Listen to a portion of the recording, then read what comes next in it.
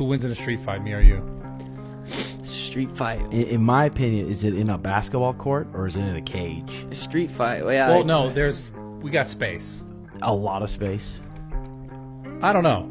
Yeah, I mean somewhere on If the it's not sidewalk if it's not a tight, if it's not like somewhere super, like a room like this, I wouldn't like my odds as much. But like a wide open space, I'm 100% not gonna get as tired as you.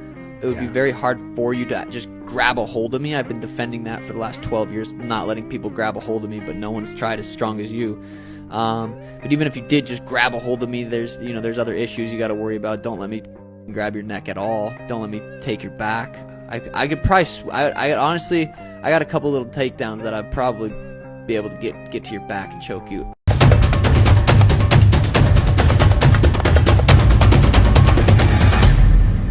Hey guys, sorry I'm not in studio today.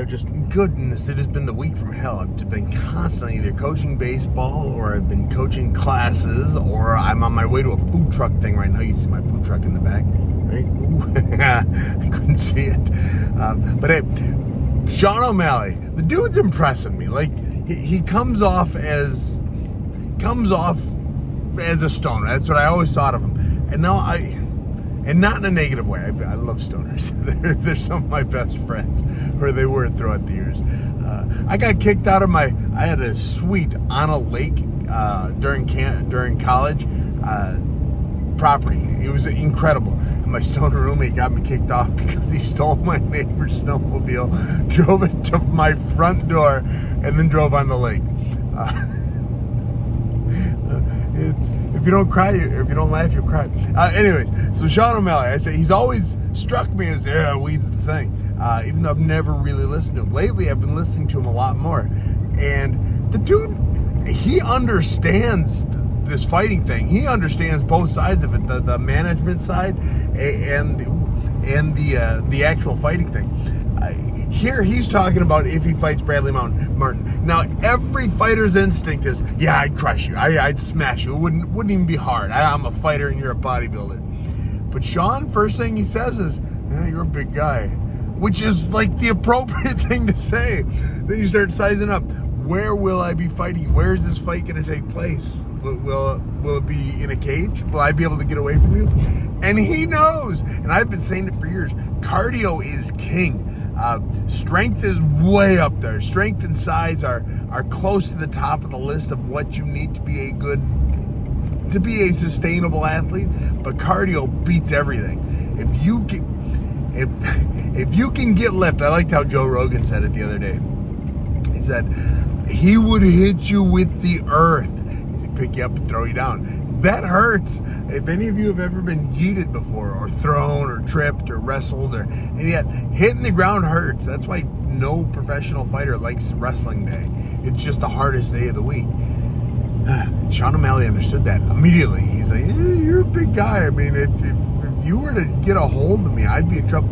Then they go through it and say, okay, well, I guess it'd be out in the open field. It'd be maybe an alleyway or something. Alleyway's different than an open field, but it does increase the chances of me being able to get on your back, him being able to get on your back or tie you up, wait until you get tuckered out a little bit, and then attack. You still have to worry about that explosive one lift power. Like, you get in there, and every now and then I'll get to roll with like a CrossFit guy who's my size or a little bigger, and God, they're always so explosive. They always gas, and so I always, when I'm about to roll with them, I just bide my time. And I go with well, he's going to gas eventually, and it'll be a lot easier for me. Sorry for all these bumps. I'm pulling a trailer. It'll be a lot easier for me if I just wait till he gets tired. And that Sean O'Malley, young Sean O'Malley, he is like young, is saying that. That's really impressive. I've also heard him recently talk. I've also heard him. I was thinking, I'm going to save another topic I've heard him talking about that I don't agree with him on for another day. But I heard him talking about management, and he's 100% right. These managers, they get a hold of you. What young fighters don't understand is when you are in the UFC, there's very little you have to do. Once you sign that contract, every 2 years you have to sign another contract, and then maybe management can help you. But those 2 years prior to post you signing a contract, management doesn't do shit for you, except take 20% out of your purse. Now you can renegotiate, and there are some fighters out there that take less than 10%, or that give less than 20%, but they're still giving 10% for something you could have done on your own. Every management swears they're going to give you sponsorship and all that, and they're all full of garbage. None of them really do. They'll give you like enough to be able to brag to your friends, oh yeah, well I got this free shirt and $200 if I post about it. That's nothing.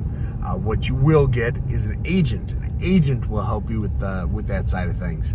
They'll help you get the the bigger marketing deals, the more money. Management is pretty much solely just what you're doing in ring, where they get to take 10% of your freaking fighter bonus. It's not that management doesn't earn it.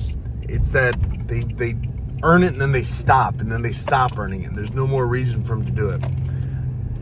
Sean O'Malley's been talking out about that, and I've been like, I've recorded a few of his statements about it, and I'm gonna do a whole podcast, a whole YouTube video on what he said, because he was 100% correct. You don't need management except to get in the UFC.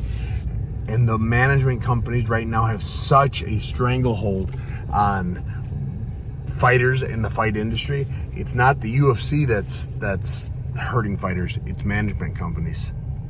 So that Sean O'Malley is working on something else, different management system.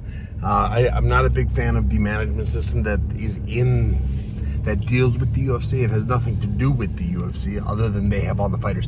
What I get the feeling of, and I don't know anything, but what I get the feeling of is they have so many fighters that if somebody gets injured, somebody gets hurt, they just put out a mass email and these big management companies say, oh yeah, I've got Frankie over here. And Frankie will fight on 2 days notice, as long as you give Jasper a contract as well. And so it's just a constant rotation. Now, like I said, I don't know anything. This is just what I've been watching and what I've been seeing a little bit behind the scenes, but mostly out in the open with everyone else. And just the way I get calls and the way stuff like that has always happened. And so with O'Malley taking a stand against that, that's really, I'm jumping on, the Sugar Train, baby. I do think he's got some competition coming up. I saw the two potential fights he has. One against Aljo's teammate, and Sugar Sean is like a big underdog, and then one against Cheeto. I love his name, Cheeto. Where Sugar Sean's a significant overdog. So I suspect Cheeto is going to be his next fight. So that's where I'm coming down with on him. I like what he's saying. His comment about Bradley Martin is like kind of just sold me. It's like, okay, he is open to the discussion that size matters. A lot of fighters aren't, and he's being a smaller fighter that he is. He's like, yeah, size. And so that makes me respect him a bunch. What he says about management, I respect a bunch. And I heard some stuff about he and his wife recently. I don't know if any of it's true, so I'm not even going to bring it up until I hear the words out of his mouth, but it's weird. He and I might part ways on that one, because if it's true, it's weird. But I don't know, and I will give him the benefit of the doubt and say it's not true. So anyways, thanks for watching, guys. I'll be back in my studio here soon. I've had stuff to say, I just haven't had a moment to say it. So love you all. We'll talk to you soon, and wish me luck on a food truck. Food Fight Truck on Facebook and Instagram. Food Fight Truck.